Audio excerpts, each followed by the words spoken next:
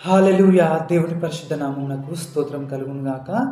ఇర్మియా గ్రంథము 1వ అధ్యాయము 19వ వచనంలో మనం చూసినట్టయితే, వారు నీతో యుద్ధము చేతురు గాని నిన్ను విడిపించుటకు నేను నీకు తోడై ఉన్నందున వారు నీపైన విజయం పొందజాలరు. ఇదే యెహోవా వాక్కు అని చెప్పి వ్రాయబడింది. ఆమేన్. హల్లెలూయా! చూడండి, ఈరోజు దేవుడు మనకిస్తున్న వాగ్దానం ఏంటంటే, నీ శత్రువులు నీతో యుద్ధం చేసినప్పటికిని నేను నీ పక్షం నుండి నిన్ను విడిపిస్తాను. వారు నీపైన విజయం పొందజాలరు అని చెప్పి దేవుడు ఈరోజు మనతో వాగ్దానం చేస్తున్నాడండి. చూడండి, మనం పరిశుద్ధ గ్రంథంలో చూసినట్టయితే, దావీదు జీవితంలో చూసినట్టయితే ఎన్నో యుద్ధాలు, ఎన్నో పోరాటాలు వచ్చినట్టుగా మనం చూస్తున్నాము. కానీ దావీదు దేవుని యందు భయభక్తులు కలిగి ఆయనను ఆశ్రయించినందున దేవుడు దావీదు పక్షం నుండి, తన శత్రువుల నుండి దావీదును విడిపించి, ఆ పోరాటాల నుండి, యుద్ధాల నుండి దావీదుకు విజయం ఇచ్చినట్టుగా, తన శత్రువులను దావీదు పైన విజయం పొందజేయకుండా చేసినట్టుగా మనం చూస్తున్నాం. కాబట్టి ప్రియ సహోదరి సహోదరులారా, ఈరోజు దేవుడు మనతో అంటున్నాడండి.